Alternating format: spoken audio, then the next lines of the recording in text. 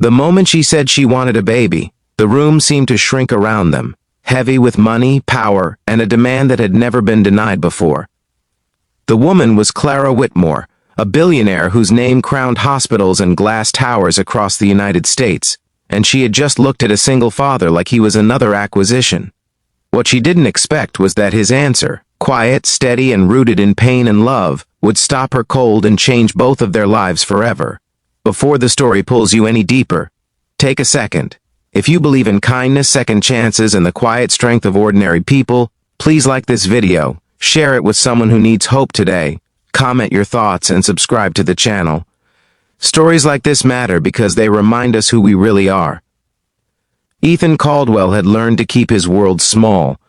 After his wife passed away in a sudden accident on a rain-slick highway outside Columbus, Ohio, his life folded inward until it fit around one little boy named Noah. He worked early mornings fixing HVAC systems, packed lunches with uneven peanut butter spreads, and measured time by school pickups and bedtime stories. Grief had hardened into responsibility, and responsibility into a kind of humility that didn't ask life for more than it could handle. He wasn't poor in spirit, but he was tired, and every decision he made was filtered through one question: would this protect his son? Clara Whitmore lived on the opposite end of the universe. Raised in privilege and sharpened by boardrooms, she had built an empire by never hesitating. Her days were private jets and silent penthouses, her nights filled with awards that applauded her ambition, but echoed with loneliness once the lights went out. In her early 40s, after conquering everything she had once dreamed of, a restlessness settled in her chest. Doctors told her time was narrowing. Friends spoke in hushed tones about legacy. Clara, who had never waited for permission, decided she wanted a child. Not a partner, not a family, a baby. Their worlds collided through a charity housing project in St. Louis, Missouri, where Clara's foundation funded renovations, and Ethan volunteered his labor to stretch his paycheck and give back. She noticed him first because he didn't notice her. While others hovered and flattered, Ethan kept his head down, working with the quiet efficiency of someone used to being unseen. She admired competence, and when she learned he was a single father, an idea took root. Clinical at first, then insistent. To her, this was solvable. Resources could smooth anything, agreements could replace emotions. She believed clarity was kindness. Ethan sensed something was off the moment attention lingered on him. He had been offered opportunities before that came wrapped in promises too shiny to trust. When Clara finally laid out her intention, without romance, without apology, Ethan felt the familiar pressure of life asking him to bend. The offer would have solved everything he struggled with. Money for Noah's future, security, freedom from the constant arithmetic of bills.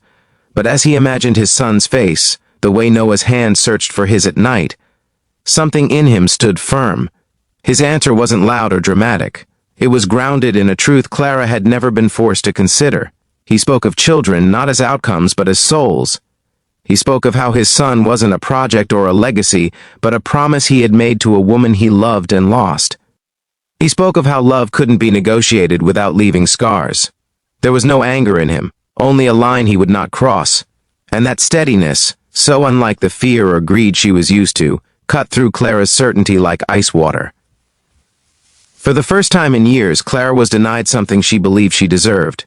Not by law or logistics, but by values. She walked away outwardly composed, but inwardly shaken.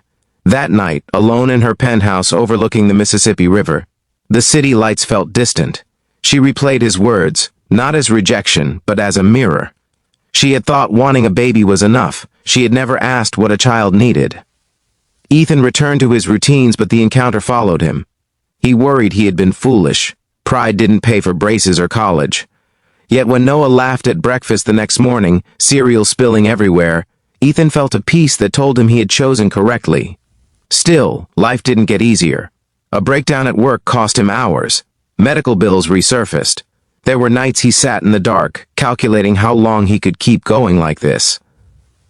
Weeks passed before Clara reached out again, this time differently. Not with terms or timelines, but with curiosity. She began visiting the housing sites more often, listening instead of directing. She volunteered at a children's hospital her foundation funded, sitting with kids who didn't care who she was, only that she stayed. The idea of control loosened its grip, replaced by a fragile desire to understand. Their paths crossed again at a community fundraiser in Kansas City, Missouri. This time, Ethan saw a woman stripped of armor. Clara asked about Noah. She asked about grief. She asked what it meant to raise a child alone and still believe in tomorrow. Ethan didn't soften the truth. He spoke of exhaustion and fear, of joy so sharp it hurt, of learning that love was an action, not an asset. Clara listened, and something inside her shifted from wanting to be needed to wanting to be worthy. Change didn't come overnight. Clara began the long process of reassessing her life. She sought counseling, something she had once dismissed as unnecessary. She explored adoption, not as a transaction, but as a commitment that demanded patience and humility. She learned that a child wasn't a cure for loneliness, but a responsibility that required community. Ethan, watching from a distance, saw sincerity replace entitlement. When Clara finally adopted a little girl named Grace from the foster system in Illinois, she did it quietly. No press releases, no cameras, just a promise to show up.